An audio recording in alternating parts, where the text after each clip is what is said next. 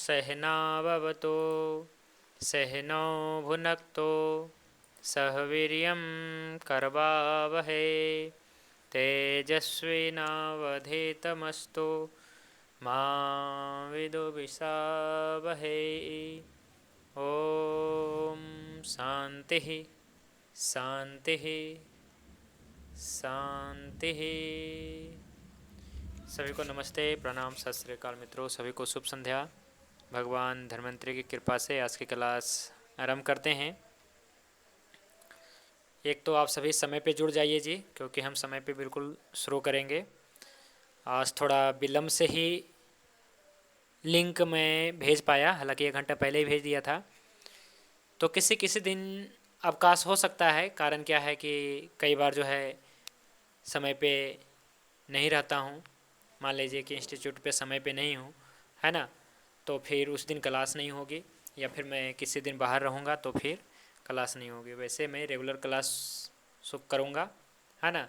आप सभी को प्रतिदिन क्लास मिलेगा और क्लास समाप्त होने के आधा घंटा के बाद में आपको यह क्लास रिकॉर्डेड मिलेगा लिंक के माध्यम से, है ना। तो आशा करते हैं कि जिन आप सभी ने फर्स्ट, सेकेंड और थर्ड ये तीनों क्लास आपने देख लिया होगा। तो क्या अभी जितने भी साथी जुड़े हैं, क्या आप सभी ने देख लिया जी? हाँ, मान लीजिए कि कोई कल से ही जुड़े हैं तो मैंने लिंक भेज दिया था, है ना। लिंक भेज दिया था कि आप सभी डेमो क्लास, ये डेमो नहीं था बल्कि भूमिका था, इसको समझना देखना बहुत ज़रूरी है ना। तो फर्स्ट और सेकेंड क्लास आप सभी ने देख लिया जी। थर्ड क्लास 3 क्लास है ना, हो चुका है। तो आप सभी ने देख लिया जी तीनों क्लास। या जो डेली लाइव में जुड़ रहे हैं तो वो तो ठीक है, लेकिन जो नहीं जुड़े थे तो डेमो क्लास जो था और जो क्लास हो रही है, तीनों क्लास आप सभी कंप्लीट करिए, है ना। तो अच्छा रहेगा आप सभी के लिए। तो हम आगे बढ़ेंगे तो आपको बिल्कुल समझ में आएगा।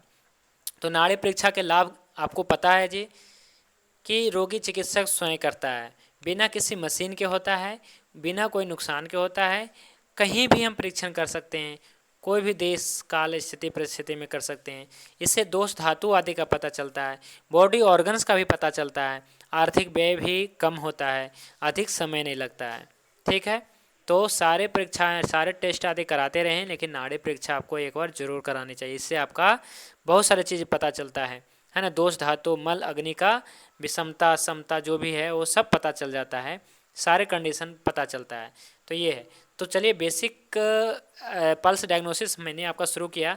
तो मैं आपको ये समझाना शुरू किया कल कि नाड़ी विज्ञान को कैसे समझें, नाड़ी पल्स डायग्नोसिस को समझें कैसे, कि आखिर ये वर्क कैसे करती है, कैसे काम करता है, ये क्या चीज़ है, कहाँ से आया।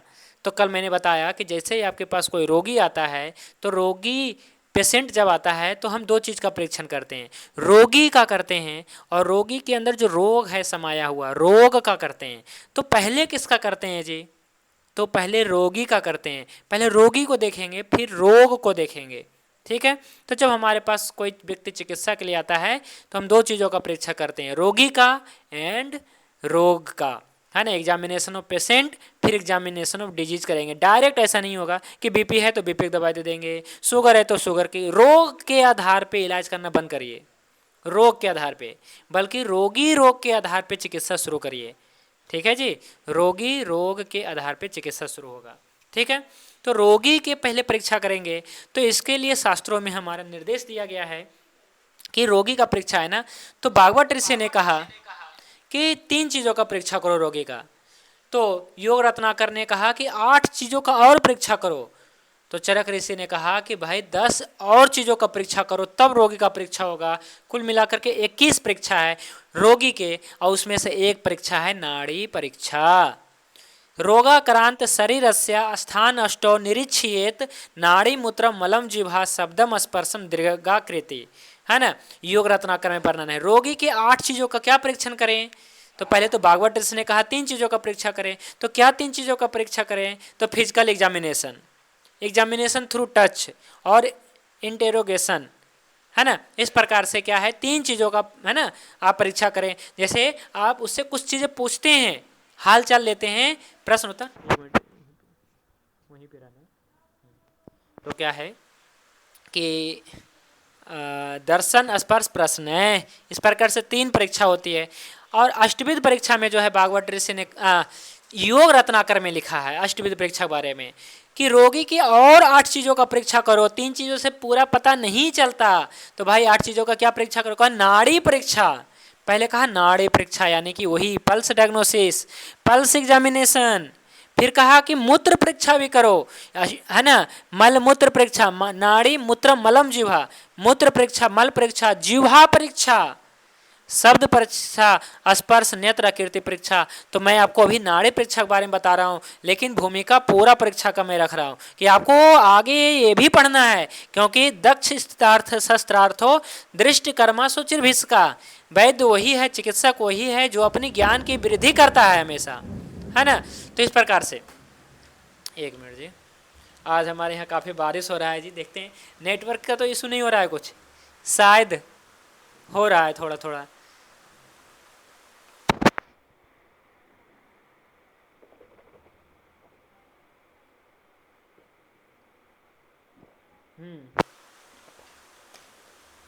चलिए कोई बात नहीं, जैसा भी नेटवर्क रहेगा तो क्लास करते हैं। और रिकॉर्डेड क्लास तो है ही, कुछ ऐसे चीज़ें नहीं आता है क्लियर आवाज़ तो बाद में भी सुनिए, और 2 बार सुनने से आपको और अच्छा से क्लियर होगा कोई भी टॉपिक, ठीक है। तो अभी लाइव क्लास में जुड़िए और साथ साथ में एक बार और सुनिए, कम से कम 2 बार मैं कहूँगा। जो क्लास कर रहे हैं ना, एक स्टूडेंट का आया आज कि भाई जी मुझे समझ में नहीं आया ये क्लास, तो मैंने कहा इसको दोबारा देखो, है ना, पहले तो पूरा देखो। वो पूरा नहीं देख रहा था, 2 मिनट देख रहा था, 5 मिनट देख रहा था, हमारे पास आ रहा था कि भाई जी आया नहीं समझ में, नहीं आ रहा है समझ। मैंने कहा पूरा देखो तब बात करना है। फिर आ जाता है 5 मिनट के बाद, भाई जी नहीं आ रहा है समझ में। मैंने कहा पूरा तो देखो पहले, तो पूरा देखा, इसके बाद कह रहा है कि मेरा भी तीनों नाड़ी चल रहा है, कल अब आया समझ में ना। तो ऐसा है, इसको 2 बार देखना है कम से कम जी, ठीक है, जो फर्स्ट टाइम सीख रहे हैं, ठीक है। तो मल मूत्र परीक्षा, ये सारे 8 प्रकार के परीक्षा। अब जो है चरक ऋषि आते हैं, कहते हैं कि केवल इससे काम नहीं चलेगा, 10 विध परीक्षा करो, यानी कि 10 और चीज़ों का परीक्षा करो ताकि और भी स्पष्ट क्लियर हो जाए क्या चीज़ें हैं, है ना। तो कहा कि क्या 10 चीज़ें का परीक्षा करें, तो पहला कहा प्रकृति परीक्षा, फिर कहा विकृति परीक्षा। क्या कहा जी? प्रकृति परीक्षा, फिर कहा विकृति परीक्षा। तो प्रकृति परीक्षा क्या? तो प्रकृति परीक्षा के बारे में हमने कल के क्लास में हमने बताया था कैसे प्रकृति परीक्षा करते हैं, है ना। कैसे करते हैं ये नहीं बताया, एक एग्जाम्पल दिया था कि मान लीजिए सामने व्यक्ति है जिसका वजन 80 केजी है, 100 केजी है। एक हमारे पास रोगी था आज से 2-3 साल पहले, ठीक है, तो 102 केजी वजन था, है ना। तो सामने वाला व्यक्ति क्या कहेगा?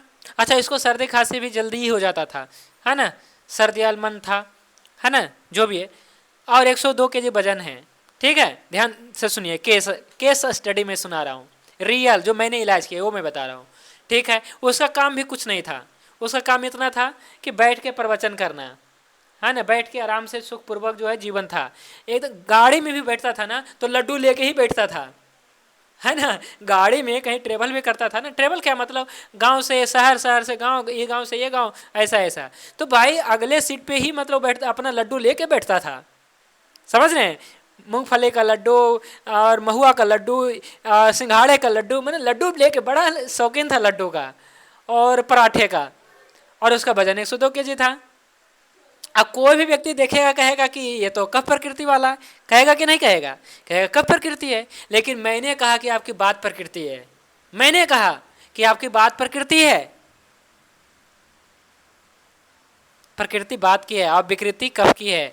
मैंने ऐसे प्रूफ किया कि बताइए आपका वजन 20 साल पहले कितना था, उम्र लगभग 50-55 हो रहा होगा। मैंने कहा आपका वजन कितना, आपका मतलब 20 साल पहले वजन कितना था? मैंने कहा वैद्य जी, उसने कहा कि वैद्य जी बस आपके जैसा। मतलब क्या है कि बस आपके जैसा, मतलब कि 50 केजी से कम था, बहुत पतले आपसे भी, है ना, मतलब ये 50 केजी से कम है ना, उसका वजन 45 रहा होगा। मैंने कहा कि आपका वजन आपका जो है प्रकृति बात का है। अभी आपका मतलब क्या है कि जब सारे परिवार के या फिर कई सारे समस्याएं का जो हल हुआ, जो भी आपका सामाजिक आर्थिक समस्या था वो सब हल हुआ, जब आपकी जीवन सुखपूर्वक में गया तब आपका वजन बढ़ा, तब आप मोटे हुए और कहाँ पहुँच गए? डायरेक्ट 45 से डायरेक्ट 102 केजी पहुँच गए। वो जिम ज्वाइन कर रहा था, मतलब वो जिम चला गया था ये वजन कम करने के लिए, कुछ ऐसा ही गया था। बाद में मैंने उसका पंचकर्मा करके 8 दिन में 7-8 किलो वजन कम किया, 9 दिन का रहता है शेड्यूल, वो 9 दिन किया और 8 किलो वजन कम किया। इसके बाद वो जब मिला जीएम वाला तो कहा कि आते नहीं हैं। अरे भाई क्यों आएंगे तुम्हारे पास जब हमारा पहले ही वजन कम हो रहा है नेचुरल तरीके से, पंचकर्मा से हमने कम करा लिया है ना, तो जिम वाला भी चौंक जाए। तो ऐसा मैंने कहा बात प्रकृति है। तो कैसे आया समझ में? ऐसे केवल एक नहीं। अच्छा अभी इसका वजन 80 kg है ना। पिछले 3 साल से हमारे से मतलब मैं उसको देख रहा हूँ। तो उस समय मैंने जब देखा तो 102 kg था और अभी 80-85 के बीच में होगा, है ना। अभी जो फिलहाल 6 महीने का कोई रिपोर्ट नहीं है, 6 महीना या हाँ 6 महीना लगभग। लेकिन क्या है उस समय लास्ट टाइम जो है शिकायत था हमारा दूसरे को कर रहा था कि हमारा वजन कम हो गया ऐसा। तो हालांकि 80 kg ठीक है, 80-85 kg ठीक है। तो इस प्रकार से देखिए है। मैंने क्या कहा? जन्म प्रकृति बात का है। कैसे कहा? तो मैंने उनका रियल डेट ऑफ बर्थ निकाला, है ना। मैंने पूछा कौन से महीने में जन्म है, बताया। मैंने उसके आधार पे कहा कि आपका जन्म प्रकृति बात का है और इसका प्रमाण ये है कि आप पहले पतले थे, इसका प्रमाण यही है। और दूसरा प्रमाण ये है कि रियल डेट ऑफ बर्थ में निकालता हूँ, रियल डेट ऑफ बर्थ से ही निकलता है रियल प्रकृति। और ये कोई ज्योतिषीय गणना नहीं है, पहली बात। ये पूरा के पूरा आयुर्वेद की ये गणना है, ठीक है जी। कोई लोग सोच रहे होंगे कि भाई जी ने कोई ज्योतिषीय गणना कर दिया होगा। नहीं नहीं, हम कुछ नहीं किए, है ना। मैंने आयुर्वेद की ये गणना किया, है ना। तो आयुर्वेद की ये गणना होता है जिसके माध्यम से किसी भी व्यक्ति का प्रकृति निकाल सकते हैं और फिर उसी के आधार पे जो प्रकृति रहेगा वही चांस रहेगा विकृति होने का, है ना। लेकिन वो कुछ भी हो सकता है, विकृति कुछ भी हो सकता है। जैसे बात प्रकृति है, विकृति कफ की हो सकती है, यानी दोनों अलग अलग ही चीज है। भागवत ऋषि ने चरक ऋषि स्पष्ट करें, प्रकृति परीक्षा करो, विकृति परीक्षा करो। इसका मतलब दोनों अलग चीज है ना, तभी कह रहे हैं। अगर दोनों एक ही चीज रहता तो फिर क्यों कहते हैं 10 विध परीक्षा, 9 विध परीक्षा ही कह देते हैं। तो आप समझ रहे होंगे इस चीज को कि प्रकृति अलग ही चीज है, इसको अलग ही तरीके से निकालेंगे। विकृति अलग ही चीज है, ये अलग तरीके से निकाला जाएगा। प्रकृति केवल रियल डेट ऑफ बर्थ से निकलेगा, विकृति जो आप देख रहे हैं उससे निकल जाएगा, है ना। विकृति जैसे कोई व्यक्ति मोटा है, समझ में आ रहा है कि कफ प्रकृति। कोई व्यक्ति पतला है तो समझ में आ जाएगा कि बात प्रकृति। कोई व्यक्ति को टच करने पे या वैसे ही कहता है जलन होता है, पेशाब में जलन होता है, ऐसा ऐसा जलन होता है, मैं सीधा क्या कहेंगे? पित्त प्रकृति। आज एक रोगी को मैंने देखा, लगभग 4-5 दिन पहले देखा, है ना। तो मैंने देखा, है ना, सिंपल मैंने देखा, हाथ देखा। तो मैंने कहा कि आपको 2 महीने पहले टाइफाइड हुआ था? कहा हाँ हुआ था टाइफाइड। मैंने कहा कि क्योंकि उसका ऐसे टच किया था, मैंने हाथ केवल टच किया था नाड़ी परीक्षा के लिए, तो उसका हाथ गर्म था। मतलब कहीं ना कहीं जो है ये जो है मतलब कुछ दिन पहले आया था ज्वर और ये आया हुआ है। मैंने कहा जलन उलन होता है पेशाब में? कहता है बिल्कुल होता है। मैंने कहा कोई जांच वगैरह? तो जांच दिखाया तो जांच में आ रहा था कि थोड़ा क्या है कि पथरी का निर्माण हो रहा है, प्लस यूट्रस ओवरी में जो है समस्या आ रही है, बढ़ गया है ना। यूट्रस की समस्या बढ़ गया है और ओवरी का जो है साइज बढ़ गया है, सिस्ट हो गया है, जो भी है। तो ये और रीनल जो है राइट रीनल जो है हाइड्रोनेफ्रोसिस भी है, पेशाब रुका हुआ भी है, जलन भी हो रहा है। मैंने इसको जो है कोई दवाई उस समय नहीं दिया क्योंकि 2 दिन पहले, है ना, क्योंकि मैंने बताया ना कि नाड़ी परीक्षा है जी, जो कहीं भी कर सकते हैं। जैसे मैं हमेशा जाता हूँ ना, जैसे मैं शहर से मतलब हमारा जो जिला मुख्यालय है तो मैं वहाँ से 12 किलोमीटर हमारा घर है, ठीक है। तो गांव है सेंटर जहाँ पे ये अपना है, देख सकते हैं यहाँ पे। तो ये शेखपुरा है जो जिला मुख्यालय है। तो मैं जब भी जाता हूँ तो मैं 2-3 रोगी देख के आता हूँ, हाँ नहीं कैसे देख के आता हूँ? तो मेरे पास कुछ चीज़ें हैं, टेक्निक है। क्या है? तो नाड़ी परीक्षा एक टेक्निक है, एक टूल है मेरे पास, उससे मैं परीक्षा कर लेता हूँ। जब भी जाता हूँ तो कोई ना कोई देखता हूँ कि हमारे से मिल ही जाता है ना। और जाता हूँ और बात करके मतलब कई बार तो क्या है कि वो लोग खुद मतलब क्या है कि बुलाता है कि आइएगा तो बताइएगा भाई जी, और जो है ऐसा है ऐसा है ऐसा है, हमें दिखवाना है। तो पिछली बार भी गया था तो 2-3 लोग देखा, और कल भी गया आज गया था मैं, है ना। तो आज भी एक रोगी को देखा और आपकी बार गया तो उसको दे करके आया, दवाई औषधि दे के आया। तो इस प्रकार से मैंने क्या कहा, कहीं भी परीक्षा हो सकती है, ऐसा नहीं है मशीन कि मतलब क्या है कि मशीन लेके जाएंगे तो भाई नाड़ी परीक्षा है, कहीं भी हो सकता है, ऐसा नहीं कि हमारे पास। लेकिन देखिए क्या है कि हमारे सेंटर आता है तो बहुत अच्छी बात होगी, है ना। तो ऐसा है कि इसे कहीं भी कर सकते हैं, और इसको मैंने 2-4-5 बातें बताएं और उसको मैंने अपनी दवाई दिया जी, ले लिया, कोई दिक्कत नहीं, कोई नो ऐसे कुछ भी नहीं कहा, कोई डाउट नहीं, सारे डाउट क्लियर, यहाँ ठीक कर देंगे भाई जी। इतना मैंने फेथ, इतना विश्वास है तो लिया दवाई। तो इस प्रकार से औषधि अपना जो है इसको दे दिए हैं। अब देखते हैं कितने दिन में जलन वगैरह शांत होता है, और जो पथरी आदि का कुछ आ रहा था मतलब बन रहा है नहीं बन रहा है। तो इस प्रकार से, तो इसी प्रकार से बहुत सारे लोग जब भी जाते हैं कोई ना कोई मतलब रोगी देख के आता। पिछली बार गया था, है ना, तो एक जो है दिखाता हूँ मैं, अल्ट्रासाउंड हमारे यहाँ जो करता है ना, तो अल्ट्रासाउंड जो करने वाला जो जिसका मतलब वो है, देखिए मैं दिखाता हूँ, ये देखिए, तो इस Nalanda digital X-ray and ultrasound, ये देखिए, है ना, नालंदा डिजिटल एक्सरे अल्ट्रासाउंड। तो इसके जो ऑनर है ना, तो मतलब क्या है कि हम गए थे किसी को लेकर के, है ना, कि इसका जांच करना है, मतलब अल्ट्रासाउंड वगैरह करवाना अच्छे से करना है, क्योंकि मतलब क्या है कि ऐसा ऐसा कई बार हो रहा था, गलती हो रही थी। तो मैंने सोचा एक बार मिल लेते हैं। तो मैंने इसके फाउंडर से मिला, और इसके बाद जो है मैंने उससे जब बात करना शुरू किया, मतलब फिर मतलब बताया कि, तो हमने हमारे रोगी का किया, अच्छा से किया, बाकायदा, है ना, टाइम दिया 15 मिनट, है ना, टाइम देकर के बढ़िया से किया, पूरा A to Z, है ना, अपर लोअर एब्डोमेन पूरा किया। अगर दूसरे का क्या है मात्र 3-4 मिनट में क्लियर कर देता है, हाँ ठीक है, ऐसा ऐसा रिपोर्ट बना दिया। हमारे रोगी को पूरा जो है बाकायदा जो है ना, क्या है कि जांच किया, एक्सरे भी करवाएं उसका, तो एक्सरे कर रिपोर्ट की भी बनाया, क्योंकि कोई रिपोर्ट नहीं बनाता है, बहुत सारे लोग जो है ना केवल एक्सरे कर देता है, रिपोर्ट नहीं बनाता है।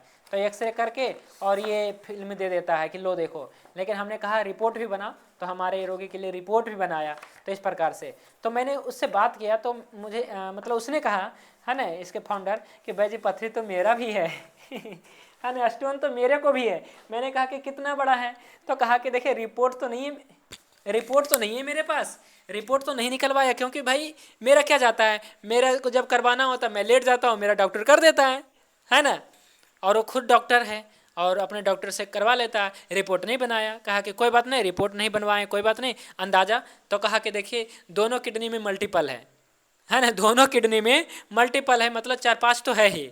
कह लिया अच्छा ठीक है, 4-5 है, तो 5-7 mm का था। मैंने कहा कि 2 महीने पहले कितना था, तो कहा कि लगभग सभी 4-4 mm था। मैंने कहा फिर क्या किया, कहा कि फिर दवाई लिए, जो बाज़ार में दवाइयाँ हैं वो हमने दवाइयाँ लिए। तो कहा कम हुआ कि बढ़ा, तो कहा कि कम हुआ ही नहीं, बढ़ गया कहा कि कम नहीं हुआ, बढ़ गया, पहले 4 था वो 6 हो गया, है ना, पहले 4 mm था अब 6 mm हो गया। कौन कह रहा है, ये अल्ट्रासाउंड करने वाला ऑनर कह रहा है कि भाई 4 mm था 6 mm। मैंने कहा कि भाई अगला 2 महीने के बाद 8 mm हो जाएगा, और अगले इसी प्रकार से चलते रहेगा, 12 mm, 15 mm, 16 mm, 20 mm, 25 mm, 50 mm। कह रहा था भाई जी आज ही मैंने क्या है कि एक व्यक्ति का 60 mm का पत्थर डायग्नोस किया। कल अच्छा 60 mm का पत्थर डायग्नोस किया किडनी में, 60 क्या किडनी, मैंने पूछा नहीं किडनी या गोल ब्लैडर, लेकिन कहा 60 mm का पत्थर डायग्नोस किया। मैंने कहा कि हाँ सुधर जाइए, आपको अगर इलाज करना है तो आप ऐसा करो, रिपोर्ट दो पहले हमें, तब मैं दवाई दूंगा, वैसे नहीं दवाई दूंगा मैं, है ना, रिपोर्ट दो, ताकि कल के डेट में जो है ये होगा। आप ऐसा नहीं कि आप ये मतलब करते हैं, इसलिए हमारे पास कोई भी रोगी आता है तो मैं करंट मतलब क्या है कि रिपोर्ट मांगता हूँ, ऐसे मैं दवाई नहीं देता हूँ स्टोन का। हाँ 1 महीना पुराना भी रिपोर्ट रहेगा मैं दे दूंगा, 2 महीना पुराना भी रहेगा दे देंगे, लेकिन कोई भी हाल में रिपोर्ट नहीं है ना, तो उस प्रकार से नहीं दिया जाएगा जी, ये गड़बड़ हो जाएगा।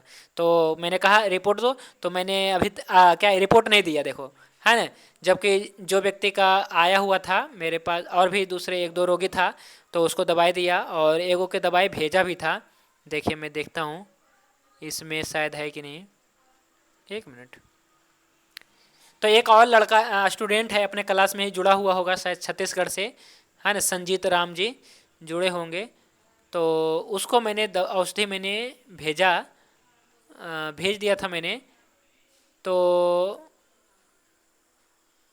उसका भी यही हाल था, 1-2 महीना पहले मैंने कहा, उसने ही कहा था कि भाई जी मेरे लिए मेरा औषधि दीजिए, मतलब मेरे को पथरी है, रिपोर्ट भेजा उसने कि पथरी है। तो मैंने कहा कि पथरी है तो बताना, क्या है कि हम इलाज करते हैं, हम ठीक करेंगे। तो भेजा, रिपोर्ट भेजा, तो क्या है कि हाँ रिपोर्ट भेजा तो 4 mm था, 4 mm था। तो मैंने पहले ही कहा था, और उसने कहा कि हमने औषधि ले लिया है, मेडिसिन लिया है, डॉक्टर ने मेडिसिन दिया है, संजीत राम जी शायद आप सुन रहे होंगे। तो उसका जो है पथरी 4.7 mm था, और ये जो है राइट किडनी में था, है ना, राइट किडनी में। देखिए इनको ये दिखाता हूँ, रिपोर्ट देखिए स्क्रीन पे दिखाता हूँ, है ना। तो इनका जो है 4 पथरी ठीक नहीं हुआ है। अच्छा, दोबारा रिपोर्ट कराया। हाँ, तो क्या है कि ये इसका पथरी था। मैं बस एग्जांपल दे रहा हूँ, समझिएगा, है ना, कि नाड़ी विद्या मतलब सीखने का क्या फ़ायदा हो सकता है, कहीं भी आप इसे डायग्नोस कर सकते हैं, है ना। जैसे कहीं भी जाएंगे, मान लीजिए कि आप कहीं टहलने के लिए गए, मान लीजिए कहीं आप घूमने के लिए गए, मान लीजिए अपने परिवार रिश्तेदार के यहाँ गए, तो आप कहीं भी देख सकते हैं ना। इसके लिए ऐसा नहीं है कि कहीं मशीन लाना भूल गए, है ना। तो देखिए संजीत राम जी का रिपोर्ट है, देख सकते हैं, है ना, संजीत राम जी का, छत्तीसगढ़ से हैं, है ना। 7 मई को जांच कराए थे, तो देखिए 4 mm था, ठीक है, 4.7 सही है ना। अब देखिए क्या है कि इसके कुछ दिन के बाद में फिर जांच कराया, है ना। तो मैंने कहा भी था कि उसने कहा कि हमने 15 दिन की दवाई मिल गया हमें, मतलब डॉक्टर ने दिया है, मैंने कहा भी कि ठीक नहीं होगा, क्योंकि बाज़ार में अभी कोई उपलब्ध दवाई ही नहीं, खास करके एलोपैथी में। तो मैंने इसको कहा, फिर मैंने इसको बोला कि भाई तुम 15 दिन की दवाई लिया है तो ठीक हुआ कि नहीं हुआ, है ना, जांच तो कराओ। तो उसने कहा जांच नहीं कराया, फिर हमारे कहने पे जांच कराया तो 6 mm हो गया जी। देखिए फिर शायद उसी के यहाँ जाके जांच कराया, हाँ, विराज नर्सिंग होम उसी के यहाँ जांच कराया। देखिए 6 mm से ज़्यादा, मतलब कि 4.5 था, 5.5 6.5, लगभग 2 mm की साइज और बढ़ गया, है ना। तो ये चीज़ें हो गई। तो एलोपैथी में इसका इलाज नहीं है। अब हालांकि इसको मैंने औषधि भेजा है, अब 8 दिन या 16 दिन में इसका ठीक हो जाएगा। 8 दिन का औषधि भेज दिए हैं, और अगर 8 दिन में पूरा कंप्लीट नहीं होता है तो 8 दिन के और भेजेंगे, ठीक है जी, है ना। जैसा कि देखिए एक और भी क्लास में जुड़े होंगे पलवल से, सतबीर जी, तो उनको मैंने, उनका मल्टीपल था, बल्कि मल्टीपल ऑर्गन भी था, लीवर गॉल ब्लैडर दोनों था, है ना। तो मैंने 8 दिन की दवाई दिया, किडनी वाला बिल्कुल पूरा के पूरा ठीक हो गया, है ना, और गॉल ब्लैडर वाला घट गया लगभग 2-3 mm, है ना। फिर आगे औषधि भी दिए, गॉल ब्लैडर का अभी रिपोर्ट नहीं आया दोबारा, है ना, गॉल ब्लैडर के लिए जो स्पेशल दिया गया है तो उसका रिपोर्ट नहीं आया, हालांकि ये भी ठीक हो जाएगा। तो चलिए हम आगे बढ़ते हैं अपने टॉपिक के ऊपर। कहने का मतलब है कि आप नाड़ी सीख लेते हैं तो आप कहीं भी, आप किसी भी व्यक्ति का डायग्नोस बना सकते हैं, कहीं भी देख सकते हैं। इसके लिए आपको जो है, लेकिन हाँ एक चीज़ है कि आपको जो है मतलब अल्ट्रासाउंड कराना है ना। अल्ट्रासाउंड कराने से क्या हो जाता है कि चीज़ें क्लियर हो जाती है, लीवर का साइड, किडनी का साइड, पथरी का साइड, ये चीज़ें, है ना। लेकिन हमें पहले ही अंदेशा हो जाता है कि इसको क्या क्या हो सकता है, ठीक है। तो हम एक चीज़ें हम कर लेते हैं क्लियर, ठीक है। तो आपको जो है नाड़ी परीक्षा करना है तो इसी प्रकार से डायग्नोस बना सकते हैं, इसके लिए सीखना पड़ेगा। तो हम प्रकृति की बात कर रहे थे, हम अब इससे आगे बढ़ते हैं जी, ठीक है। 25 मिनट ऐसा ही हो गया। तो प्रकृति परीक्षा कैसे होती है हम आपको बताएंगे, जरूर बताएंगे। तो प्रकृति परीक्षा रियल डेट ऑफ बर्थ से होगी, और रियल डेट ऑफ बर्थ में क्या होता है जी, महीना पता लगाते हैं, कौन से महीना में जन्म हुआ। तो जिस महीने में जन्म हुआ है ना, तो ये देखा जाता है कि रक्त आदि धातु का निर्माण कब हुआ। मान लीजिए कि किसी का जन्म जनवरी में हुआ, ठीक है, एक मैं बता रहा हूँ सिंपल तरीके में, कि मान लीजिए किसी का जन्म जनवरी महीने में हुआ, ठीक है, या मान लीजिए कि किसी का जन्म अभी हुआ अगस्त महीने में, ठीक है। तो अगस्त महीने में जन्म होगा, है ना। तो अगस्त, इसमें दो चीज़ देखा जाएगा, 15 तारीख से पहले हुआ, 15 तारीख के बाद हुआ, मैं ये देखता हूँ। अगर 15 तारीख से पहले लेता हूँ, 15 तारीख से पहले पहले होता है तो उसका अलग चीज़ हो सकता है, सेम भी हो सकता है, या 15 तारीख के बाद होता है। जैसे 15 तारीख से भी पहले है तो अगस्त, अभी हम इसको जोड़ के चलेंगे, अगस्त सितंबर अक्टूबर नवंबर दिसंबर, उस व्यक्ति का जन्म प्रकृति कब संचय वाला होगा जी। जिसका भी जन्म अभी होगा अगस्त महीने में होगा, उसका व्यक्ति का जो है रक्त धातु का निर्माण दिसंबर महीने में होगा। वो कैसे क्या होगा, हम क्या कह रहे हैं, आपको समझ में नहीं आ रहा है, कोई बात नहीं, आप थोड़ा बेसिक क्लास भी ज्वाइन करिएगा, या फिर ये क्लास जैसे ही आगे बढ़ेगा, मतलब प्रकृति आदि नाड़ी परीक्षा पढ़ने के बाद में, अष्टविध परीक्षा पढ़ने के बाद में 10वीं परीक्षा पढ़ेंगे तो आपको वहाँ पे क्लियर कर देंगे, ठीक है। तो वैसे ये सारे बेसिक चीज़ें हैं, पता होनी चाहिए, लेकिन किसको पता है ना, किसी को नहीं पता। तो मैं आपको बताऊँगा आगे। तो प्रकृति परीक्षा के बाद में विकृति परीक्षा होती है। प्रकृति आपके जन्म से पता चलता है, जिसका निर्माण गर्भ में ही हो जाता है। प्रकृति का निर्माण किस में हो जाता है जी, प्रेगनेंसी टाइम में ही हो जाता है, कि माता, हाँ, पहले तो टाइम सबसे बड़ा मौसम, ठीक है, और दूसरा प्रकृति निर्धारण किसके आधार है, तो प्रकृति निर्धारण जो है रक्त धातुओं का निर्माण किस मौसम में हुआ। जैसे मान लीजिए गर्मी के दिन में हुआ, मान लीजिए मई जून के महीना में रक्त धातु बनेगा, तो बताइए रक्त धातु का निर्माण गर्मी में बनेगा तो रक्त धातु कम होगा, क्षय होगा, तो उस व्यक्ति का प्रकृति बात बन जाएगा। अगर किसी का प्रकृति रक्त बनते समय व्यक्ति बच्चा होता है ना, प्रेग्नेंट जब लेडीज होता है तो बच्चा जो होता है उसका रक्त बनता है दूसरे महीने में। तो उस समय अगर ठंडा मौसम रहेगा ना, अब बढ़िया मौसम रहेगा तो उस समय रक्त ज़्यादा अच्छा होता है, बल ज़्यादा होता है व्यक्ति का, है ना। गर्मी में आप देखते होंगे कि आप वीक वीक महसूस करते होंगे, कमजोरी महसूस करते होंगे। अभी के दिन में थोड़ा अच्छा लगता होगा, और जैसे ही शरद हेमंत ऋतु आ जाएगा आप बहुत बलवान महसूस करेंगे। आश्विन कार्तिक के महीना के आसपास में, कार्तिक महीने के बाद में, आश्विन कार्तिक अगहन आदि के महीने में आपको अच्छा लगेगा। उस समय ज़्यादा ठंडा भी नहीं लगता है और गर्मी भी नहीं लगता है, अब बल बहुत रहता है ना। इसलिए बताया गया है ये ऋतु सबसे ज़्यादा बलवान होता है। तो उसके आधार पे अब प्लस जो माता पिता द्वारा आहार विहार होता है, इसके आधार पे जो है व्यक्ति माता कैसा आहार विहार कर रहा है। माता अगर क्या है कि दुबली पतली है तो हो सकता है बच्चा दुबला पतला हो, या माता पिता जो है आहार विहार वर्धक आहार विहार कर रहे हैं तो प्रकृति ऐसा होगा। खैर अभी हम प्रकृति नहीं पढ़ रहे हैं, अभी हम जो है नाड़ी पढ़ रहे हैं, तो अभी हम इसके बारे में बाद में बताएंगे जी, लेकिन क्लास में बने रहिएगा तो आपको सिखा देंगे, ठीक है। तो 10वीं परीक्षा के बारे में देख सकते हैं, चरक ऋषि ने विमान स्थान में लिखा है कि प्रकृति परीक्षा देखिए विशेष से विशेष ग्रहण हेतु मतलब क्या है कि प्रकृति परीक्षा आदि का जो है रोगी के बल के प्रमाण विषय जानने के लिए निम्नलिखित प्रकार से परीक्षा करें। क्या मैंने कहा? रोगी के बल के प्रमाण। मैंने क्या कहा? रोगी के बल और रोग के बल। तो रोगी और रोग, पहले रोगी का परीक्षा होगी फिर रोग की परीक्षा होगी जी, ठीक है। तो रोगी का परीक्षा कैसे करना है जी? तो अष्टविध 10 विध आनी चाहिए, ठीक है जी। तो यह रोगी का समग्र मूल्यांकन करने की एक नैदानिक एक टूल है 10 विध परीक्षा। इसके 10 मापदंड इस प्रकार से मैंने बताए। अब मैं आपको बताता हूं कि ये नाड़ी जो विद्या है, नाड़ी विद्या के प्रवाह का क्रम कैसे कैसे आया। वैसे तो अभी योग रत्नाकर का चरक संहिता का बताया, लेकिन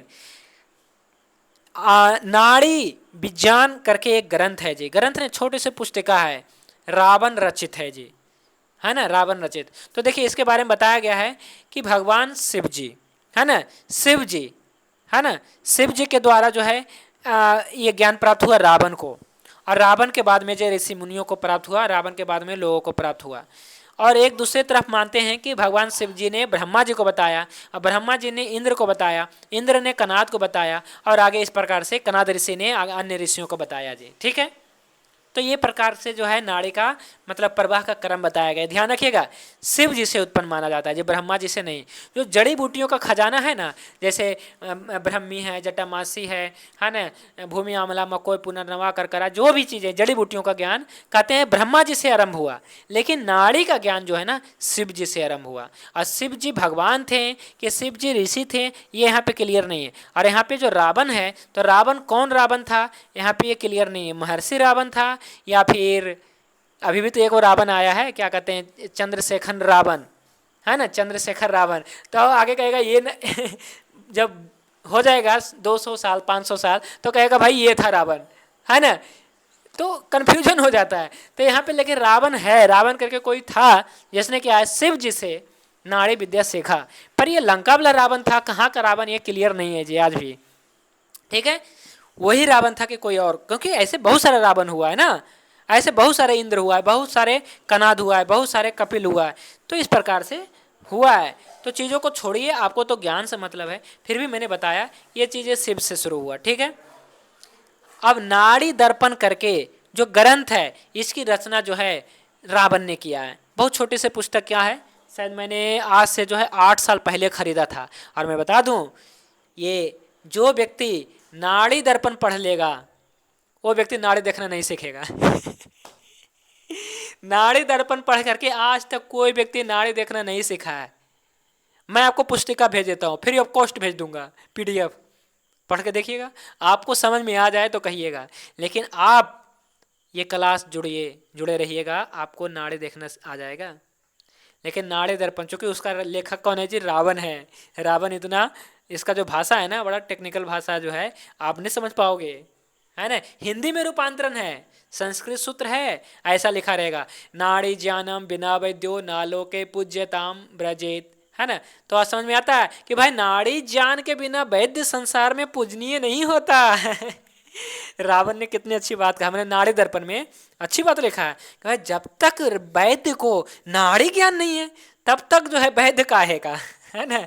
आपको जो है ज़्यादा पूजनीय मतलब नहीं माना जाएगा, माननीय नहीं माना जाएगा, आपको ज़्यादा वैल्यू नहीं मिलेगा। मैं सच में देखता भी हूँ, है ना। पहले मैं नाड़े नहीं देखता था, मुझे नहीं आता था। क्यों क्यों नहीं आता था नाड़े, है पता? क्योंकि मैंने नाड़े दर्पण खरीद लिया था। मैं सच बता रहा हूँ, मेरे पास अभी भी वो पुस्तिका होगी, नाड़ी दर्पण।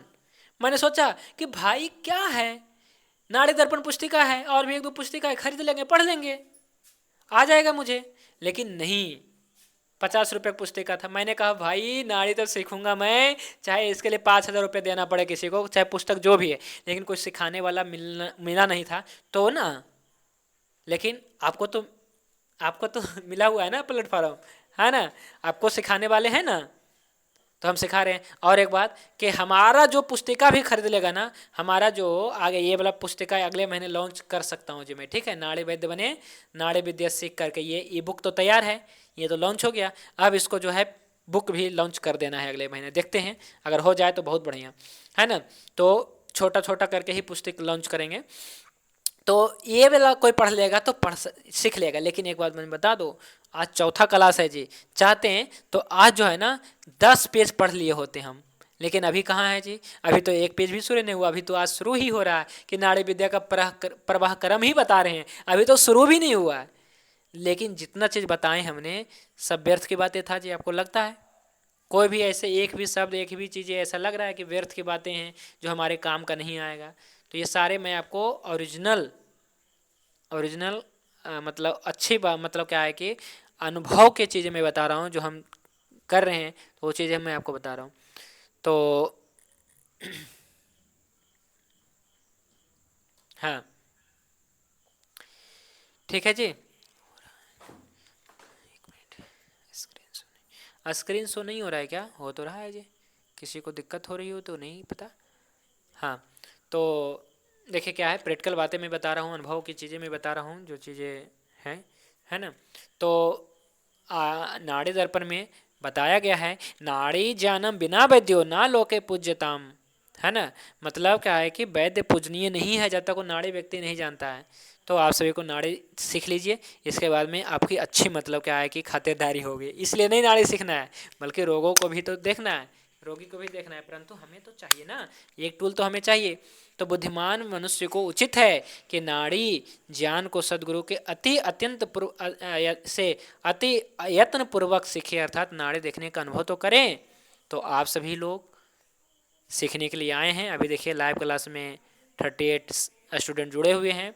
तो संकल्प लीजिए कि हाँ हम सीखेंगे, हम सिखा रहे हैं। जब हमने संकल्प लिया है जी मैं आप सभी को सिखा दूंगा, जो वैद्य नहीं भी होगा ना, जो क्या है कि खेतों में कस्सी चला रहा होगा ना, है ना, फावड़ा चला रहा होगा, या रोड पे जो पत्थर तोड़ रहा होगा, उसको भी नाड़ी सिखा दूंगा मैं बता रहा हूँ। या कोई जो है रोड पे जो है ऑटो हाँक रहा होगा ना, उसको भी मैं सिखा दूंगा नाड़ी। मैं बता रहा हूँ, कोई भी सीख सकता है, अनपढ़ व्यक्ति भी सीख सकता है, इसमें पढ़ने की जरूरत नहीं है। लेकिन कुछ पढ़ा हो, बेसिक चीज़ क्लियर हो तो बहुत अच्छा जी, ठीक है। तो नाड़ी ज्ञान को यत्न पूर्वक सीखे जी, ऐसा जो है नाड़ी दर्पण का आदेश है। वैद्य के तभी जो है पूजनीय माना जाता है, वैद्य तभी माना जाता है। आगे लिखा है, बोधहीनम यथा शास्त्रम भोजनम लवणम बिना। देखिए कितना अच्छी बातें बताया गया है जी। बोधहीनम बोधहीनम यथा शास्त्रम भोजनम लवणम बिना, मतलब भाई जैसे आप भोजन कर रहे हैं और इसमें नमक ना हो, बिना नमक के भोजन पदार्थ प्रिय नहीं लगता। बिना शास्त्र पढ़ने, बोध बिना शास्त्र पढ़ने का भी कोई शोभा नहीं है। और प्रिय नहीं, और हाँ, पति के बिना स्त्री की भी शोभा नहीं है ना, जैसे विधवा औरत है ना, तो उसका भी नहीं शोभा। उसी प्रकार नाड़ी ज्ञान के बिना वैद्य की शोभा नहीं है जी। तो बताइए आप सभी तैयार हैं जी नाड़ी सीखने के? अगर तैयार हैं तो रेडी लिखिए जी, रेडी। अच्छा, कौन कौन इसमें है जो अभी तक एडमिशन नहीं लिए हैं जी? मैं देखना चाहता हूँ, कोई ऐसे तो नहीं है अभी घुसे हुए क्लास में, है ना? मैं देखना चाहता हूँ जी, क्योंकि उनको क्लास नहीं मिलेगी, है ना।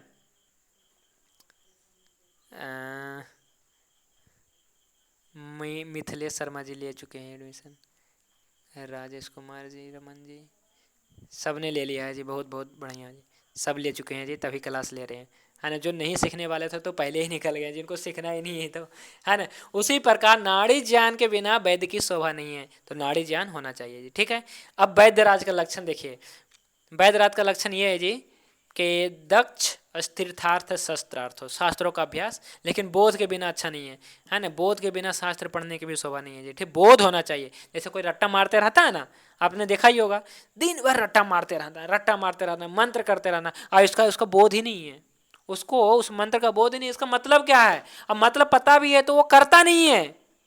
मैं बता रहा हूँ बहुत सारे लोग, क्या जितने भी पंडे हैं लगभग रट्टू तोता, लेकिन बोध नहीं है। पता भी है, कुछ चीजें पता भी है तो वो चीज को फॉलो नहीं करता, रट्टू तोता। इसको मैं कहता हूं तोता भक्त कहता हूं, है ना। कुछ नहीं पता, तो लोगों को पता होना चाहिए, है ना। तो बोध बिना शास्त्र का भी शोभा नहीं है शास्त्र पढ़ने। तो देखिए, जो रोगी की अवस्था, नाड़ी, औषध, पथ्य, देश, काल, पात्र को जानता है उसे वैद्यराज कहते हैं जी। वैद्यराज का परिभाषा देखिए लिखा है, वैद्यराज, है ना। देशम कालम चा पात्रम चा यो जानती सा वैद्यराज, है ना। नाड़ी दर्पण का उद्देश्य है जो व्यक्ति जो रोगी की अवस्था समझता है, नाड़ी समझता है, औषध, पथ्य, देश, काल, पात्र को जानता है, पात्र को जानता है, भाई ये रोगी का इलाज करना है कि नहीं करना है, उसको वैद्यराज कहते हैं। कई लोग जो है ना, धन के लालच में इलाज करते हैं, तो वो चीज़ नहीं है सही। वैद्यराज उसको नहीं कहते हैं, ऐसा लिखा है जी, ठीक है। तो नाड़ी दर्पण, नाड़ी दर्पण में ये सारी बातें लिखी गई है जी, बहुत अच्छी सी बातें लिखा है, पढ़ना चाहिए। हालांकि जो मेन मेन चीज़ें मैंने खुद लिख दिया है, आपको तो नाड़ी सीखना है ना, ये चीज़ भी क्लियर होनी चाहिए, इसलिए मैं बता रहा हूँ, ठीक है जी। तो क्या है कि वैद्य को नाड़ी देखने से वात पित्त कफ जनित रोगों के साध असाध कष्ट साध भेद आदि पता होता है, पता चलता है, इसलिए कि नाड़ी का मतलब देखने की आवश्यकता होता है जी, ठीक है। जो नाड़ी परीक्षा, जिह्वा परीक्षा, स्त्री की आर्तव की परीक्षा नहीं जानते वह मूढ़ वैद्य तत्काल रोगी को मारता है। देखिए यही कह रहा है, नाड़ी दर्पण कहता है जो व्यक्ति ना नाड़ी नहीं जानता है, जो वैद्य नाड़ी नहीं जानता है और साथ में जीवा परीक्षा टंग डायग्नोसिस नहीं जानता है ना, स्त्रियों के आर्तव की परीक्षा नहीं जानता है करना, तो वो व्यक्ति मतलब वैद्य नहीं है जी, ये समझिए, और उससे इलाज बस की बात नहीं है। तो नाड़ी जानम बिना यो वै चिकित्सा कुरुते भिसका, मतलब जो वैद्य बिना नाड़ी परीक्षा के जाने चिकित्सा करता है, मैंने नाड़ी परीक्षा के जाने चिकित्सा करता है, नहीं जानता है वैसे ही बिना नाड़ी देखे इलाज कर रहा है, तो सही नहीं है, ठीक है। ये तो नाड़ी विद्या में क्या है, अभ्यास की आवश्यकता है। कैसे सीखेंगे, तो अभ्यास। तो इसमें केवल पढ़ने से नहीं होगा, नाड़ी के ज्ञान में केवल शास्त्र पढ़ने से नहीं। मैंने कहा ना, मैं आपको नाड़ी दर्पण भेज देता हूँ, अब मैंने ये PDF भी भेज दिया, देखिए। नाड़ी दर्पण से तो बिल्कुल नहीं सीखेंगे, है ना, क्योंकि मैं जो चीज़ें क्लियर कर रहा हूँ, रेफरेंस नाड़ी दर्पण का ही है, लेकिन मैं चीज़ें बता रहा हूँ ना, क्लियर कर रहा हूँ, तो इसलिए नाड़ी के ज्ञान में केवल शास्त्र पढ़ने से नहीं, अथवा बहुत नाड़ी संबंधी वार्ताओं के सुनने से नहीं नाड़ी का ज्ञान होता, किंतु नाड़ी ज्ञान में मनुष्य के अभ्यास के परम कारण है, इसका अभ्यास करें। इसलिए देखें जी, नाड़ी मिल रहा है कि नहीं, पल्स मिल रहा है कि नहीं, पहले ये देखिए 3 पल्स मिल रहा है कि नहीं मिल रहा है, कहाँ पे देखना है, तो मैंने तो बताया है, लेकिन आगे और बताऊंगा, ठीक है। वैद्य को उचित है कि निरंतर नाड़ी की गति का परीक्षा किया करें, क्योंकि केवल नाड़ी पढ़ने से, क्योंकि केवल पढ़ने से नाड़ी का ज्ञान नहीं होता है, करने से होता है जी। जंगल की शोभा झाड़ी से, माता की शोभा साड़ी से, वैद्य की शोभा नाड़ी से, मर्द मर्द मूछ और दाढ़ी से, है ना। तो ये जो कहावत है जी, ऐसा मत लीजिएगा कि मूछ होना ही चाहिए हमारे लिए, है ना, कोई भी सीख सकता है जी, ठीक है। नाड़ी परीक्षा क्यों करना चाहिए, ये बात जो है लिखा भी है रेफरेंस में, तो इसलिए देखिए देखिए शरीर के बाहर से ही किसी संस्थान की क्रियाओं के बिना बाधा पहुंचाए परीक्षा कर ली जाती है जी, कोई बाधा नहीं, कर लेते हैं, केवल हाथ आगे करते कर लेते हैं परीक्षा। नाड़ी परीक्षा में क्या होता है, कोई भी बिजली की जरूरत पड़ती है, अंधेरे उजाले की जरूरत पड़ती है नहीं, सर्दी गर्मी कुछ भी कोई जरूरत नहीं, इसलिए क्या है कि ये परीक्षा बहुत जरूरी है। क्यों करना चाहिए सब बता रहा हूँ। तीसरा है कि भाई रोगी को जो है परीक्षा होता है ये चिकित्सक स्वयं करता है, और रोग लक्षणों के साथ नाड़ी परीक्षण से प्राप्त तथ्यों के परस्पर समन्वय कोरिलेट करके निर्णय लेता है, ठीक है। अब देखिए एक चीज मैं बता रहा हूं, अगर मैं जिस दिन सोनोलॉजिस्ट बन जाऊंगा तो मैं और अच्छा काम करूंगा। जैसे मैंने नाड़ी देखा और देखा अरे भाई इसका फैटी लीवर है, मैं तुरंत उसका जो सोनोग्राफी करूंगा, है ना, और मैं देखूंगा तो और ज़्यादा और ज़्यादा बेहतर। कई लोग तो फर्जी चीज़ें रिपोर्ट बना देते हैं, सोनोलॉजिस्ट होते हैं, मतलब बहुत सारे अच्छा नहीं करते हैं। तो जब मैं खुद से करने लगूंगा ना वो चीज़ें, और एडवांस हो जाऊंगा मैं। और मैं करने वाला हूँ जल्द ही, महीना 2 महीना के अंदर अंदर जो है मैं ये ज़रूर करूँगा, सोनोग्राफी ज़रूर करना सीखूँगा मैं, है ना। ताकि मैं खुद नाड़ी देखूँगा, मैं खुद सोनोग्राफी करूँगा, खुद जो है ये होने वाला है, ठीक है, मैं करूँगा ज़रूर। तो ये चीज़ें हैं, तो कोरिलेट करके मैं नहीं लेता हूँ, ठीक है। और अभी तो क्या है, फिलहाल मैं बाहर से रिपोर्ट मंगाता हूँ, तो कोरिलेट करके मैं निर्णय लेता हूँ। तो ये चीज़ें, बालक, स्त्री, मूर्ख, गूंगा, कोई किसी का भी कर सकते हैं, है ना। कई लोग बच्चा होता है तो उसका वो जल्दी नहीं कराता है ना। तो लेकिन नाड़ी परीक्षा कोई भी करा देगा, ठीक है। तो मानस आदि रोगी जैसे गूंगा है तो नहीं बोल पाएगा, तो कैसे, तो ये कर सकते हैं। आर्थिक व्यय कम है, निदान के लिए समय बहुत नहीं लगता है, और आज के यांत्रिक और जैव रासायनिक परीक्षणों में अधिक समय लगता है, धन का व्यय ज़्यादा होता है, शारीरिक कष्ट भी होता है, रिपोर्ट दूसरे के द्वारा तैयार होती है, ये सुविधाएं सर्व सुलभ भी नहीं है। जबकि नाड़ी परीक्षा तत्काल बिना धन व्यय के यह भी हो सकता है, बिना शरीर को कष्ट पहुंचाए किसी भी स्थान पे चिकित्सक द्वारा स्वयं हो सकता है। लेकिन, है ना, वैद्य कहीं भी उसका घर भी चला जाएगा, वो जाके कर देगा, लेकिन सोनोग्राफी नहीं हो सकता है। और साथ में मान लीजिए कि युद्ध का संकट है जी, बताइए, बॉर्डर पे है ना, या फिर मान लीजिए कि देश में संकट का काल चल रहा है, अतिवृष्टि हो गई, बाढ़ हो गया, दुर्गम स्थल है, वहाँ पे लाइट नहीं है, तो बताइए, जनरेटर नहीं है, तेल नहीं है, जो भी सिस्टम है, मान लीजिए सिस्टम हैंग हो गया, तो क्या होगा, वैद्य काम आएगा ना। तो इसलिए क्या है कि काम आएगा, मतलब ये कहीं भी कर सकता है ना, बिना लाइट के कर लेगा, है ना। तो ये है लाभ जी, ठीक है। नाड़ी परीक्षा इसलिए करना चाहिए। और साथ में सबसे बड़ी बात है, आप विकसित एवं विकासशील देशों के लिए व्यय साध्य ना होने में यह बहुत उपयुक्त है ना। जो मतलब अल्प विकसित देश है वहाँ पे, और नाड़ी परीक्षा की शिक्षा एवं उसका प्रशिक्षण अपेक्षाकृत सरल है। अगर मैं 2-3 साल से सोच रहा हूँ मैं सोनोलॉजिस्ट बन जाऊँ, अभी तक नहीं बना हूँ। और मैंने सोचा कि मैं नाड़ी सीखूंगा, और मैंने 1 महीना में सीख लिया, आपकी तरह 1 महीने में सीख लिया। और मैं 3 साल से सोच रहा हूँ कि मैं सोनोलॉजिस्ट बन जाऊँ, नहीं बन पा रहा हूँ, कोई रास्ता ही नहीं दिख रहा है। तो अपेक्षाकृत कृत जो है, क्या है जी, नाड़ी सीखना आसान है कि नहीं, सुबोध है, कम खर्चीला है, सीखना भी कम खर्चीला है। इसमें कौन सा मशीन लगता है। हालांकि आप सोनोलॉजिस्ट बन जाए, कम से कम 2-3 लाख रुपया तो पहले मशीन में, मान लीजिए कि आप बीएमएस नहीं करते हैं, एमबीबीएस नहीं करते हैं, सोनोलॉजिस्ट नहीं बनते हैं, इसके बनने के लिए 20-25 लाख तो अलग खर्चा होगा, अलग बात है वो। लेकिन मान लीजिए कि आपको डिग्री नहीं आना चाहिए सीखना करने के लिए, फिर भी तो 2-3 लाख का मशीनें चाहिए।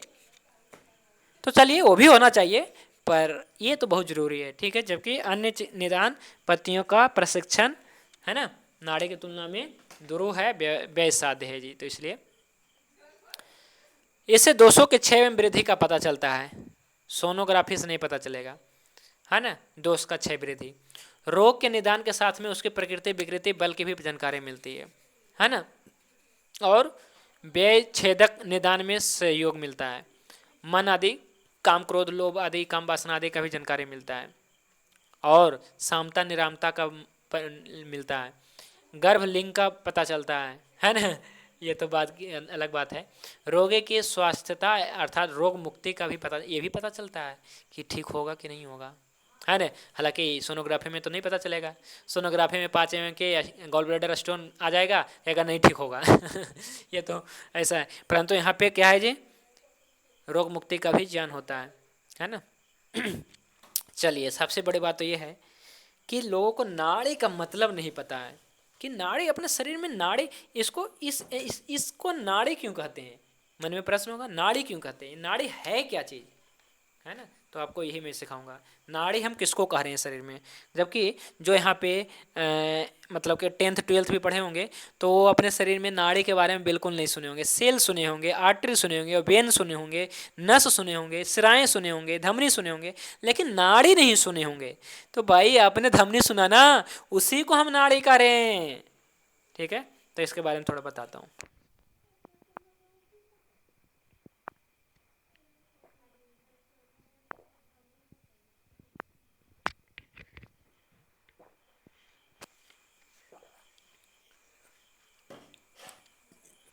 देखिए, नाड़ी दर्पण में नाड़ी का पर्याय मतलब नाड़ी के पर्यायवाची शब्द, नाड़ी को और क्या क्या बोलते हैं जी। तो देखिए यहाँ पे बताया गया है नाड़ी के पर्याय के बारे में, क्या क्या इसको कहते हैं जी। तो नाड़ी के जो है बहुत सारे नाम हैं। नाड़ी के बहुत सारे नाम, लेकिन रहेगा तो वही एक चीज़ ना। हिंस्त्रा, स्नायु, वसा, नाड़ी, धमनी, धामनी, धरा, तंतुके, जीवितज्ञा और सिरा, ये नाड़ी के पर्यायवाची शब्द हैं, अर्थात ये नाड़ी के नामांतरण है। और क्यों ऐसा है, जैसे जीव नाड़ी क्यों कहते हैं इसको, जो है पता, क्योंकि जीव या प्राण की स्थिति बतलाने के कारण, ये नाड़ी चल रहा है, ये पल्स चल रहा है तो मतलब जीवित है। स्नायु, शरीर सहनन में सहयोगी होने के कारण इसको स्नायु कहते हैं जी। नाड़ी, सुशिर रचना के कारण इसको स्नायु कहते हैं। हंसी, स्वयं या उसके माध्यम से गति होने के कारण जो है नाड़ी कहते हैं जी, हंसी कहते हैं। धमनी, प्रधमन स्फुरन होने के कारण धमनी कहते हैं, धक धक करता है ना इसलिए धमनी कहते हैं। धरा भी कहते हैं क्योंकि ये पालन पोषण में सहयोगी होता है, उसी में रक्त बहता है और उससे फिर पोषण मिलता है। धरनी, धारण करता है रक्त का, शरीर का। तंतु की, सर्व शरीर में व्याप्त होने के कारण तंतु कहते हैं। जीवन जाना, नाड़ी के द्वारा जीवन का ज्ञान होता है। बसा, रक्त को आच्छादित करने के कारण, संदिग्ध रचना के कारण कहते हैं। हिंस्त्रा, मृत्यु सूचक भी होता है ना, कि नाड़ी नहीं चल रहा है मृत्यु सूचक। धामनी, स्वयं के तथा अन्य रचनाओं के स्फुरन के उत्तरदायी होने के कारण धमनी कहते हैं। जीवितज्ञ, जीवित व्यक्ति जीवित है इसका ज्ञान कराने के कारण। सिरा, रक्त धातुओं का संवहन होने के कारण। सर्वांगा, सर्वांगा मतलब संपूर्ण शरीर में फैले रहने के कारण, पूरे शरीर में नाड़ी फैला। यहाँ पर भी देखिए नाड़ी फैला, कई बार यहाँ पे ना ऐसे ऐसे पल्स चलता है, कहीं भी हो सकता है, कभी यहाँ कभी यहाँ, उंगली पे भी कई बार आपको पता चलेगा। रसायनी, रस का संवहन करने के कारण इसको रसायनी कहते हैं। इतने सारे नाम है लेकिन आपको याद रखने की जरूरत नहीं है, आपको थोड़ा सा याद रखना है, वो ये है। इसके अतिरिक्त यूनानी में नाड़ी को नब्ज कहते हैं।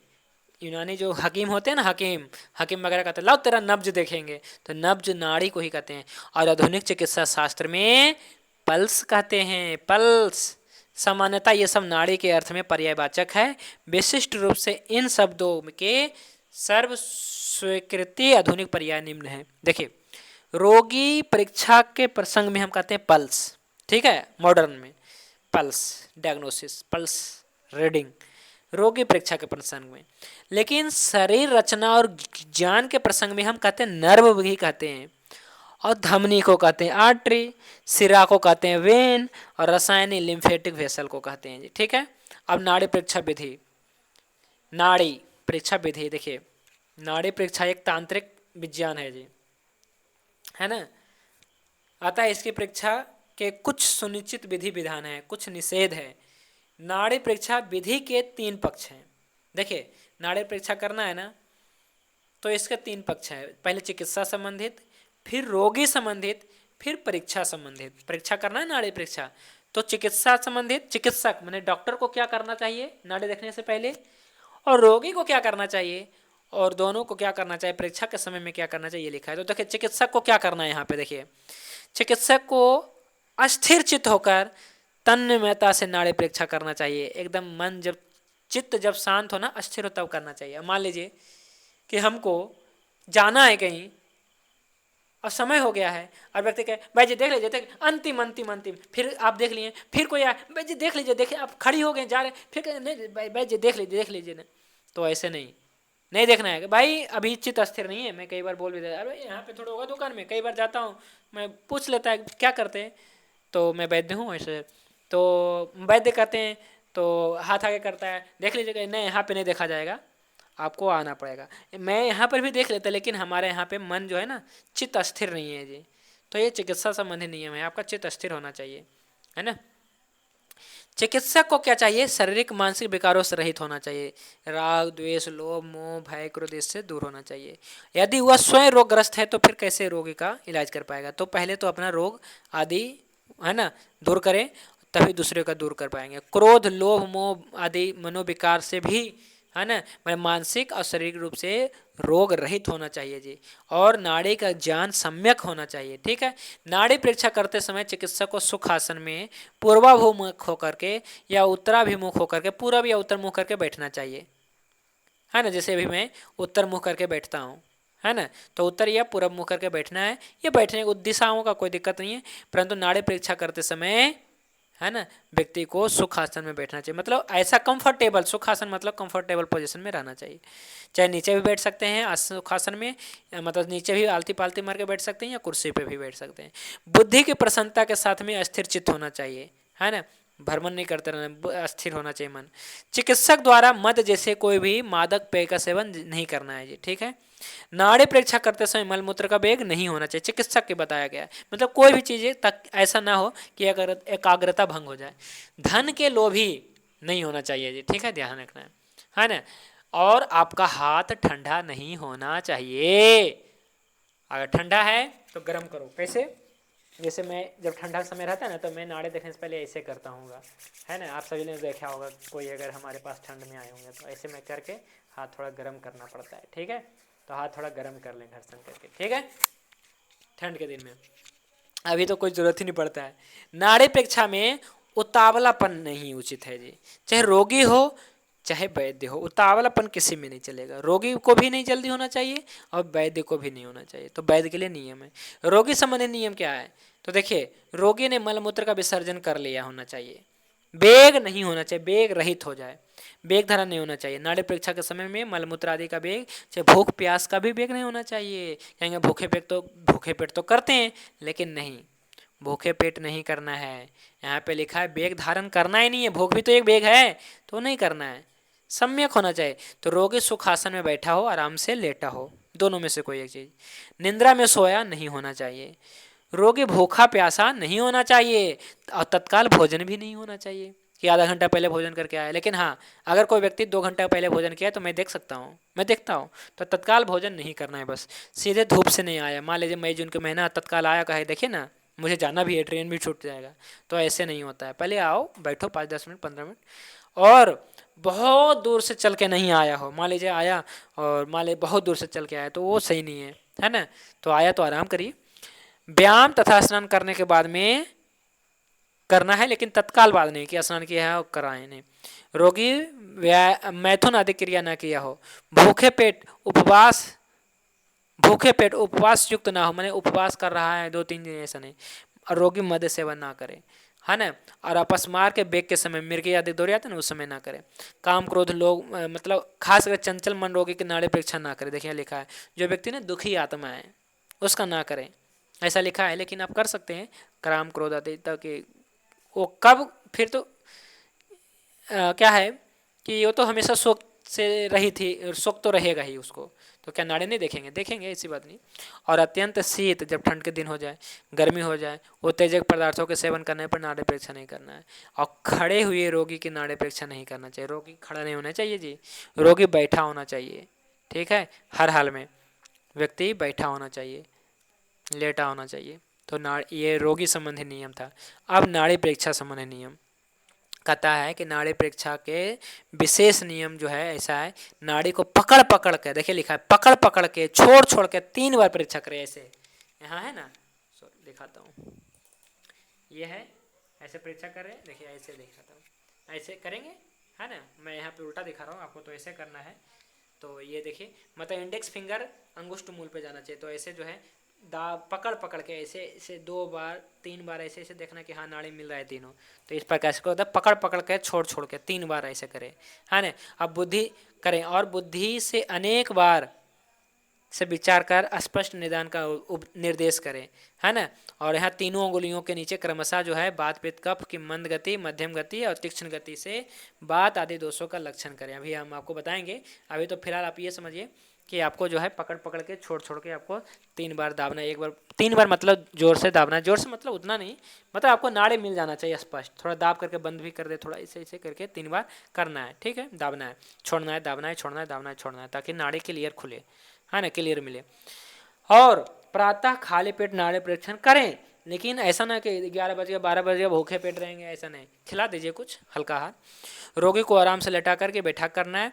लेटे हुए रोगी को हाथ को शिथिल रखकर थोड़ा सा शरीर को मोड़ कर नाड़ी परीक्षा करें, है ना। और बैठे हुए रोगी को कहने के आगे हाथ अपने बाएं हाथ में रखें और फिर जो है रोगी का जो नाड़ी परीक्षा करे। कैसे करे मैं आपको बता रहा हूँ। जैसे क्या है, बैठे हुए रोगी की केहुनी से, मान लीजिए कोई व्यक्ति बैठा हुआ है, ठीक है, हमारे सामने, तो हम क्या करेंगे, केहुनी से, रोगी की केहुनी ये है, केहुनी से देखिए, रोगी की केहुनी ये है, केहुनी समझ रहे होंगे, नी है ना, हाथ का केहुनी, आगे का हाथ वैद अपने हाथ में रखे, बाएं हाथ में। क्योंकि अपना दाएं हाथ से तो देखना है, तो बाएं हाथ हमारा क्या करेगा, तो रोगी का हाथ पकड़ लें ऐसे, यहाँ पे पकड़ ले, रोगी को बताया, रोगी के यहाँ पे हाथ पकड़े और अपना इस हाथ से देखें। आप ऐसा नहीं करें कि रोगी ने हाथ रख दिया टेबल पे और अपना राइट हैंड से इसे देखें, ये नहीं। आपको क्या करना है जी, तो रोगी को हाथ जो है अपने हाथ में ले ले। रोगी का दायां हाथ रहेगा बायां हाथ रहेगा अलग मैटर है ना, लेकिन आप अपना लेफ्ट हैंड में ले लीजिए, ऐसे पकड़ लीजिए उसका क्यों नहीं, और इसके ऐसे पकड़ लीजिए, ऐसे पकड़ लीजिए और उसका क्यों नहीं पकड़ लीजिए, और इसके बाद में आप देखिए, ठीक है, अपने राइट हैंड से ऐसा यहाँ पे लिखा है। और बाह्य प्रकोष्ठीय धमनी, जिसको रेडियल आर्टरी है कहते हैं, उसका परीक्षा करें, है ना, ऐसा यहाँ पे लिखा है। और यहाँ लिखा है बाएं हाथ के सहारे के कारण हाथ शिथिल रहता है। क्यों, अपना बायां हाथ क्यों सपोर्ट देना है? क्या होता है कि रोगी के जो हाथ होता है ना वो शिथिल हो जाता है, नहीं तो टाइट रहेगा हाथ, समझ रहे हैं, इसलिए। तो ये कभी करेंगे तो आपको ये क्या है कि अनुभव होगा, करके देखिए। इसके अलावा रोगी की अंगुलियों को अंदर की ओर थोड़ा मोड़कर केले के आकार का ऐसे करें। रोगी का हाथ कैसा रहेगा जी, रोगी का जो हाथ देख रहे हैं ना एकदम सीधा नहीं रहना चाहिए, पूरा ऐसे टाइट नहीं, पूरा ऐसे नहीं, रोगी का हाथ ऐसे होना चाहिए। केला देखा है ना, ऐसे रहता है, ऐसे रहता है समझ रहे हैं, केला तो ऐसे कर देना रोगी का हाथ। तो इसलिए मैं कई बार देता हूँ ऐसे हाथ अंगुली मोड़ देता हूँ ताकि लूज हाथ शिथिल हो जाए, ऐसा काम करना है जी, ठीक है। और आपको जो है कोई भी तनाव नहीं, कोई भी दबाव नहीं, ऐसा करना है। और देखिए आपको ऐसा नहीं है कि स्त्रियों के बाएं हाथ की और पुरुषों के दाएं हाथ के नाड़ी परीक्षा करना है, लेकिन करना है दोनों हाथ का। सिंपल, मैं फिर से बता रहा हूँ, स्त्रियों की और पुरुषों की दोनों का नाड़ी परीक्षा दोनों हाथ में करें, लेकिन स्त्रियों का बाएं हाथ में विशेष रूप से करना है और पुरुषों के दाएं हाथ में विशेष रूप से करना है, लेकिन करना है दोनों हाथ में। एक हाथ में करने से पता ही नहीं चलेगा, होगा ही नहीं, पूरा पूरा होगा ही नहीं, है ना। तो इसलिए नाड़ी परीक्षा अधूरा है। पहली बात, अगर मान ले, देखिए ये देखिए रोगी के काम की बात है कि नहीं है, मान लीजिए किसी के यहाँ गए और वो हमारा केवल एक ही हाथ देख रहा है, तो मतलब वो सम्यक नहीं हुआ। दोनों हाथ देखा जाएगा, चाहे स्त्री हो चाहे पुरुष हो, तभी तो सभी ऑर्गन का पता चलेगा। इसलिए क्या है कि रोगी का दोनों हाथ का नाड़ी परीक्षण होगा। अभी तक आप लोगों ने यही सुना होगा कि स्त्रियों का बाएं हाथ का, पुरुषों का दाएं हाथ का नाड़ी परीक्षा करें, पर ये तो सिखाया नहीं कैसे करें, लेकिन ये जरूर सिखा दिया होगा कि स्त्रियों को बाएं हाथ का करें, पुरुषों को दाएं हाथ का करें। पर ऐसा मैं नहीं कहता हूँ, मैं कहता हूँ कि करें, पहले करें, लेकिन दोनों हाथ का करना अनिवार्य है, दोनों हाथ का करना है जी। चलिए, वैद्य को अपनी तर्जनी, मध्यमा, अनामिका तीनों उंगलियों से नाड़ी परीक्षा करना चाहिए। ये तीन उंगली, ये index finger, middle finger, ring finger, Anamika तर्जनी उंगली, मध्यमा उंगली और अनामिका उंगली का जो है परीक्षा करना चाहिए। और एक एक उंगली उठा कर फिर दबाव डालकर गति देखनी चाहिए। देखिए, है ना, पहले तीनों नाड़ी देख करके फिर एक एक करके देखना है। यहाँ लिखा है एक एक उंगली उठाकर, ठीक है जी, इस प्रकार से।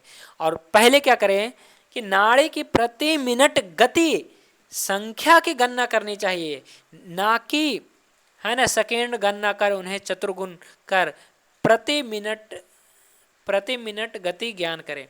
हाँ ना, लिखा है यहाँ पे नाड़ी की गति प्रति मिनट। अभी आप लोग बिगनर हैं तो आप क्या करिए कि एक ऐसा घड़ी लीजिए, है ना, टेबल घड़ी लीजिए, छोटा सा मिल जाता है, 60 रुपये में, 100 रुपये मिल जाएगा, है ना। और जहाँ पे आप, या फिर सामने में एक दीवार घड़ी लगा लीजिए। हम जब शुरू किए थे ना तो हमारे पास सामने में घड़ी रहता था, तो मैं इसे देखता था अच्छे से, और सामने में घड़ी रहता है, रोगी को पता भी नहीं चलता है कि हम क्या कर रहे हैं, काउंट वगैरह, है ना। हमने देखना शुरू किया, थोड़ा सा आगे, है ना, नज़र इस पर फेरा, ऐसे रख रहा और ऐसे आगे किया और काउंटिंग शुरू। फिर इसके बाद मैंने पूरा इसको काउंटिंग किया। पहले हम क्या करेंगे जी, संख्या गिनती करेंगे। बात पीत कफ की जो नाड़ी है उसकी मैं गणना कर लेता था, है ना। फिर मैं उसको 3 से डिवाइड कर देता था, फिर उसका मैं पल्स रेट, हार्ट रेट निकाल देता था। गति भी बताएंगे, गति भी कैसे देखना है ना, सब बताएंगे, लेकिन पहले ये चीज़ करने के लिए आना चाहिए जी, ठीक है। आगे मैं बताऊंगा कैसे। रोगी चाय, कॉफ़ी, शराब, बीड़ी, गांजा आदि पीकर ना आया हो जी, ठीक है। और उसी प्रकार दही खाकर, शीतल पेय पीकर ना आया हो तो गति कम मिल सकती है, पनीर वगैरह खाया अगले दिन तो। इसी प्रकार से कोई भी जो है ना, जो जल्दीबाजी में है उसका ना करें जी, ठीक है। और कहाँ करें जी, तो मणिबंध यानी कि कलाई, रिस्ट की नाड़ी गति में भ्रम या अस्पष्टता की स्थिति हो, अन्य स्थान की नाड़ी देखना और परस्पर संवेदन करना। मतलब कहीं की भी नाड़ी देखा जा सकती है, पैर में भी नाड़ी देखते हैं जी, गले में भी देखते हैं जी, यहाँ पर भी देखते हैं जी, पैर में जो टखना है वहाँ पे देखा जाता है, लेकिन आप हाथ का देखें।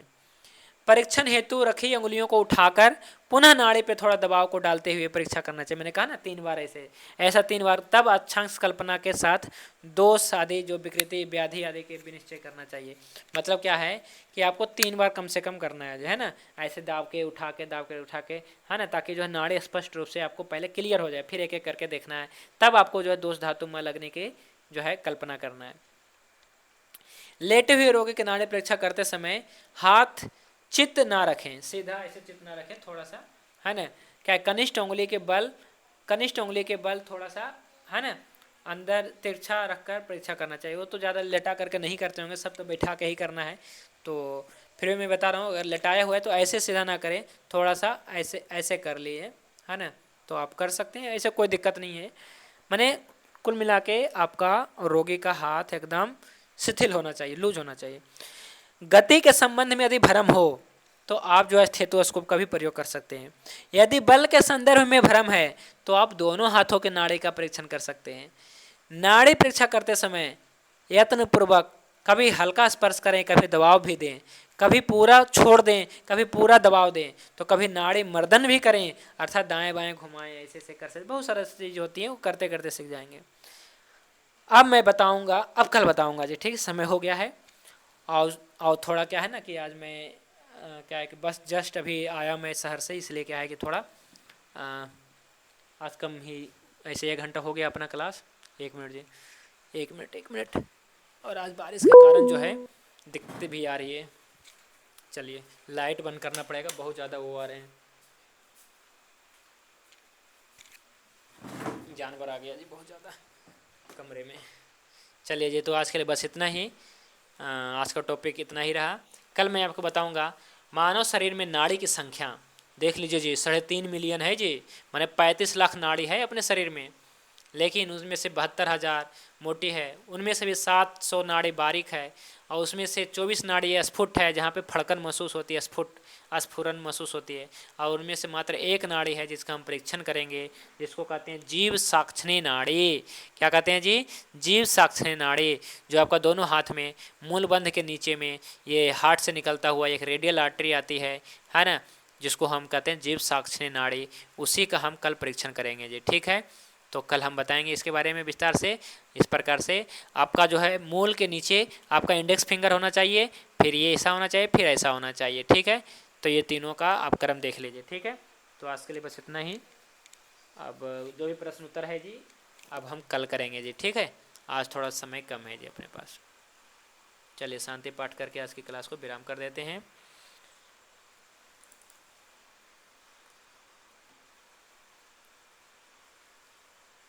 ओम ध्यो शांति अंतरिक्षम शांति पृथ्वी शांति आपः शांति औषधयः शांति वनस्पतयः शांतिर्विश्वदेवः शांति ब्रह्म शांति सर्वं शांति शांतिरेव शांति सामा शांतिरेधि। ओम शांति शांति शांति। सभी को नमस्ते, शुभ रात्रि। भगवान धन्वंतरि की कृपा आप सभी पे बने रहे। जय धन्वंतरि, जय वेद। ओम सम।